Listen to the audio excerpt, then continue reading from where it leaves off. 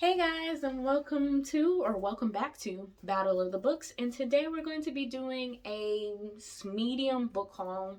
It's not that many books, but my birthday did just pass, so I took that as an opportunity to have no type of self control, which is okay because now I'm not going to buy any more books for probably a couple more months until Blood Like Fate comes out because it's a must. Blood Like Magic was probably one of the best books of 2022 for me.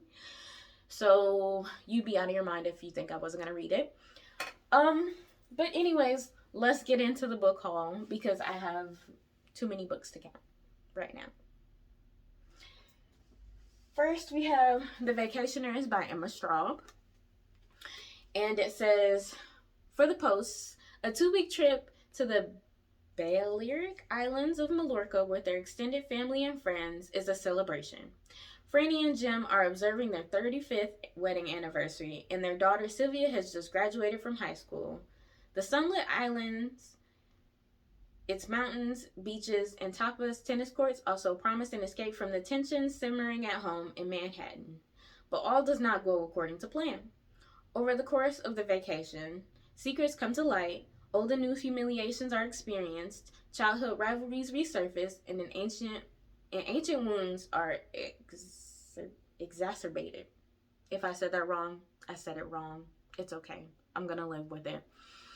But I've been seeing Emma Straub a lot on BookTube, so I kind of want to give her a try. I'm kind of scared, but this is one I haven't been seeing quite a bit of, so I'm just going to read it, see if I like it. If I don't, I'll probably sell it or something. Or I'll probably keep it and hide it away from the world. Up next, we have The Bromance Book Club by Lissa K. Adams. And this says, Nashville's legend's second baseman, Scott's marriage is in major league trouble. He's recently discovered the humiliating secret. His wife, Thea, has always faked the big O.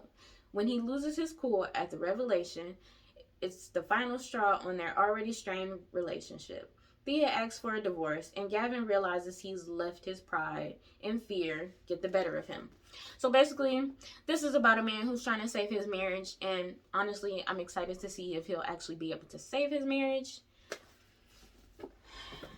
Next, we have Suicide Notes from Beautiful Girls by Lynn Wintergarden. And this is basically about a girl who commits suicide, but her friend knows that she would probably never commit suicide, and there was only one person with her. So she's trying to get to the bottom of what really happened in that shed, and she has to basically solve a crime. And who doesn't want to solve crimes? Like, let's just be honest here. I honestly would like to solve at least one crime in my lifetime, but I probably never will. And that's okay with me. Up next, we have Count Your Lucky Stars by Alexandra Bellafleur. And this is basically about a girl named Margot who is dealing with all her friends getting married and being engaged, and she's starting to feel like a fifth wheel. Then she ends up coming face to face with her old childhood friend, her first love, and they're basically trying to see if they can reignite the flame, which I hope they can, because I'll be disappointed if they don't end up together. Simple as that. Up next, we have the Happy Ever After playlist. It's about music. Who wasn't going to pick it up? If you thought me, you're wrong. Sorry. 2 years after losing her fiancé, Salome Moore still can't seem to get her life back on track. But one troublemaking pup with a take-me-home look in his eyes is about to change everything. With her new pet by her side, Sloane finally starts to feel more like herself. Then, after weeks of unanswered texts, Tucker's owner reaches out. He's a musician on tour in Australia, and bottom line, he wants Tucker back. If you wanted him back so bad, why'd you leave him? What's wrong? Somebody tell me. If somebody comes and gets my dog right now, I'd be like, I've had him for a couple months. You're not getting him back. So sorry. He's my emotional support animal now. You can't have him back. Simple as that. But honestly, maybe they're gonna fall in love. Maybe they don't. With this cover, they better fall in love because What are you doing if they don't fall in love? What are you doing?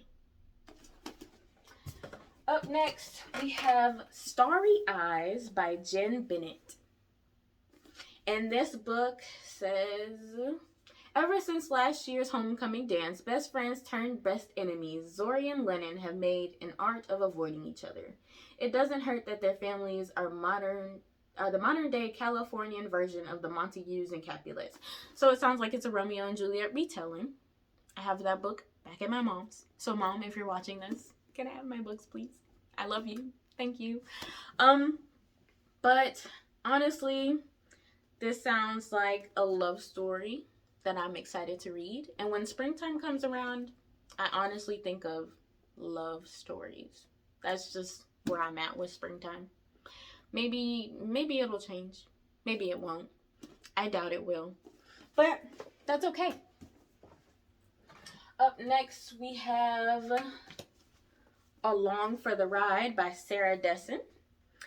And it says, nights have always been Auden's time, her chance to escape everything that's going on around her. Then she meets Eli, a fellow insomniac, and he becomes her nocturnal tour guide. Now with an endless supply of summer nights between them, almost anything can happen. So, once again, another love story. Are we surprised? Partially. Kinda not. This is the Netflix book club pick, I think. And I only bought it because I seen Uzo Abdullah promoting this book. And I was like, I'm an insomniac. Why not read about two fellow insomniacs fall in love? And that's just the brutal honesty for me. So hopefully I like it. And it's thick pages. And it's not that many pages. Well, I lied. It's 400 pages. But honestly, hopefully I like reading about my fellow insomniac friends. If I don't, I'm going to cry. But it is what it is. Up next, we have We Are Okay by Nina LaCour. It's a short book, but it's pretty. I want to say I brought this based on the cover, but I honestly think it was because it's a lesbian romance. And if you don't like lesbian romances, you're a liar. Simple as that. But it says, you go through life thinking there's so much you need until you leave with only your phone, your wallet, and a picture of your mother. Marion hasn't spoken to anyone from her old life since the day she left everything behind. No one knows the truth about those final weeks and the tragedy Marion has tried to outrun. Not even her best friend, Mabel. Now, months later, alone in an empty dorm for winter break, Marion waits. Mabel is coming to visit, and Marion will finally be forced to face everything that's been left unsaid and confront the loneliness that has made a home in her heart. An intimate whisper that packs on it. Indelible? Can't read today. So sorry. Indelible punch. This gorgeously crafted and achingly honest portrayal of grief will leave you urgent to reach across any distance to reconnect with the people you love. Honestly, I think I'm excited to read this one because it's short. And who doesn't like something short and sweet? Because it has to have a happy ending because I said so. Simple as that. What do we have next? It is I'm Not Dying With You Tonight. And honestly, I want to say I knew what this was about, but now I don't. So sorry. Let's read it. And it says, Lena and Campbell aren't friends. Lena has her killer style, her awesome boyfriend, and a plan. Okay, girl, do you? She knows she's going to make it big. Campbell, on the other hand, is just trying to keep her head down and get through the year at her new school. When both girls attend the Friday night football game, what neither of them expects is everything to descend into sudden mass chaos. Chaos born from violence and hate. Chaos that unexpectedly throws them together. They aren't friends. They hardly understand the other's point of view. But none of that matters when the city is up in flames and they only have each other to rely on if they're going to survive the night. Well, let's hope they survive the night and get along, for Christ's sakes. Because if they don't, they're definitely gonna die with each other. So sad, but that's just how the cookie crumbles. Next, we have Everything Leads to You by Nina LaCour. Another Nina LaCour, and I had no idea.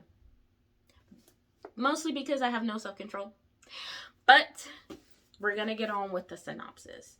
Emmy has been entrusted with her brother's Los Angeles apartment for the summer as a graduation gift, but she isn't sure how to fulfill this one condition: that something great takes place while he's gone. She may be a talented young production designer already beginning to thrive in the competitive film industry, but she still feels like an average teen floundering when it comes to romance. But when Emmy and her friend Charlotte discover a mysterious letter at the estate of a Hollywood film legend, Emmy finds herself chasing down those loose ends of the movie's icon's hidden life. The search leads her to uncover a decades-old secret and the potential for something truly epic: love. Cute. So cute, so cute, so cute. Honestly, I'm not really a film junkie, so hopefully they don't mention films that I don't know.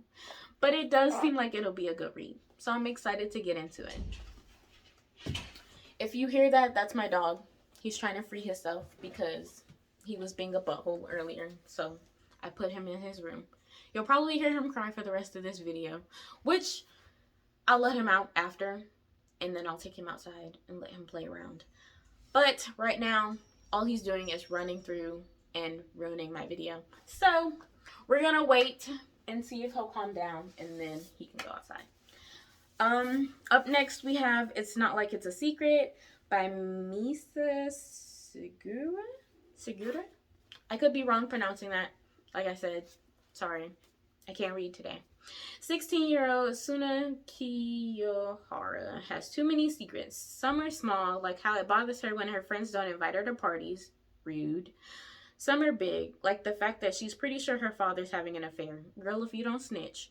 And then there's one that she's barely even admitted to herself, about how she might have a crush on her best friend. Cute. Cute. Cute. But the affair, girl, if you don't tell, because I'm gonna tell. I'm sorry. I'm snitching. Up next we have... First, let's just talk about the cover. Let's just talk about the cover. Because 2022 is the year of Black Girl Magic on covers. That's it. That's the video. Just kidding. But this is Black Girls Must Die Exhausted by Jane Allen. And let's read the synopsis. Tabitha Walker is a Black woman with a plan to have it all. At 33, the checklist for the life of her dreams is underway. Education? Check. Good job? Check. Down payment for a nice house? Check. Dating marriage material? Check, check, check, and check. With a coveted position as a local news reporter, a paper-perfect boyfriend, and even a standing Saturday morning appointment with a reliable hairstylist, everything seems to be falling into place. Then Tabby receives an unexpected diagnosis that brings her picture-perfect life crashing down, jeopardizing the dream she took for granted: having children. Suddenly, she is faced with an impossible choice between her dream home and family of her own. First of all, okay. I brought it because I like the cover. Now, if this breaks my heart, I'm gonna cry. I also got the other book that Black Girls, I think it's Black Girls Must Be Magic, but I don't have it in my possession because it's somewhere else right now. I have to go get it. We don't want to talk about that right now. I'm gonna get it when I get it. That's okay. Up next, we have The Beginning of Everything. It's a little beat up because I got it used off of Amazon, because if you don't buy used books, who are you? But this is The Beginning of Everything by Robin Schneider. Everyone gets a tragedy, okay? I didn't like that. But, you know, it's whatever.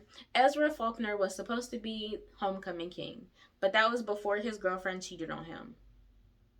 Okay, not you cheating on people.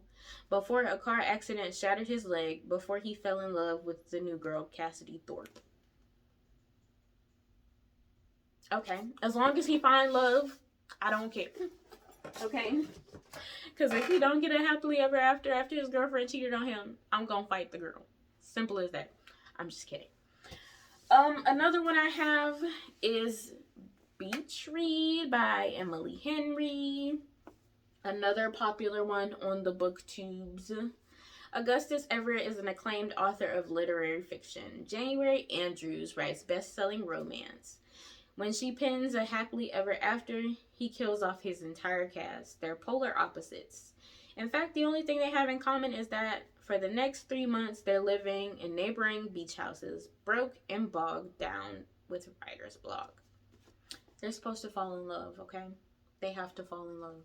Because all these books that I've said so far about people falling in love, and if they don't fall in love, that's it.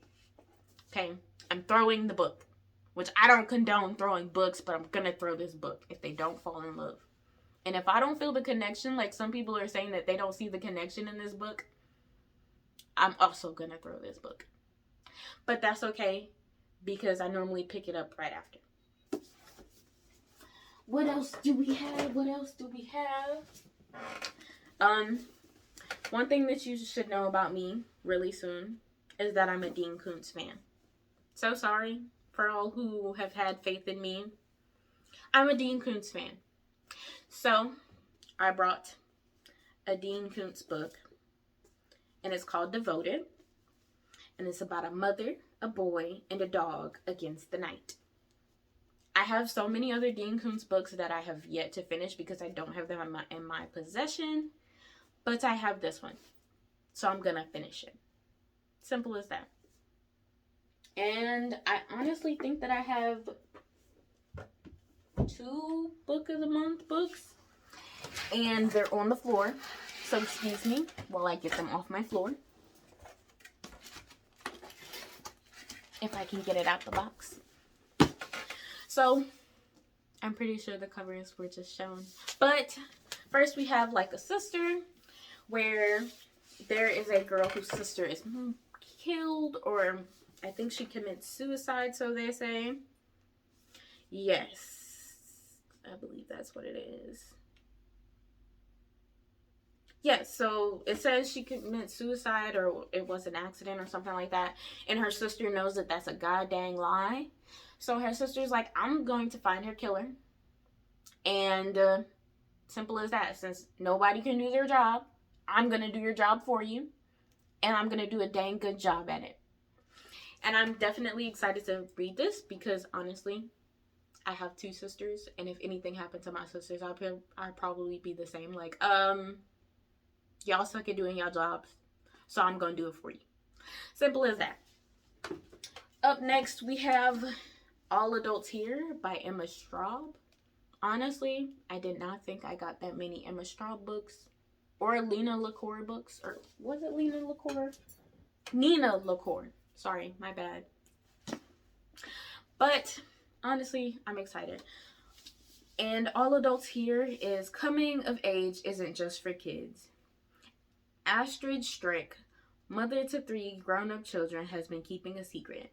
Just as she is finally warming up to share her secret with her family, a forgotten memory of her younger parenting days is jostled loose. And it's not a good one. The secrets are multiplying, it seems, and so are her mistakes. Suddenly, Astrid realizes she may not have been quite the parent she always thought she was. But to what consequence? Rude. But to what consequence? Rude! But to what consequence? And is it too late to make things right? Astrid's youngest son, Nicky, is drifting and unfocused, making parenting mistakes of his own. Her single daughter, Porter, is pregnant yet struggling to give up her own adolescence in time to greet a baby. And Astrid's eldest, Elliot, seems to measure his adult life according to standards no one else shares. But who gets to decide so many years later which were the mistakes that mattered? It might be that only Astra's 13-year-old granddaughter and her new friend really understand the courage it takes to tell the truth to people you love the most. Sorry, so many butchered words because I can't read today and I'm sticking by it. Also, sorry about my rude dog. Like I said, he's a butthole. And we're gonna be okay with that eventually. But not today. I honestly think that is all the books I have today. And I'm sad about it. But I'm also excited to get into these new books. Excited to have some fresh pages on my shelves. Even if they're used, they're still fresh pages to me. So excited to jump into them. Maybe give you a reading vlog or two. But that's the end of this video. If you like it, please comment, subscribe, give the video a like, do all those fancy things. Leave a book stack emoji. I guess you want to call that a book stack emoji. You know what I'm talking about when you see it in your emoji list or whatever you want to call it. But thank you guys for watching, and I'll see you guys next time. Bye.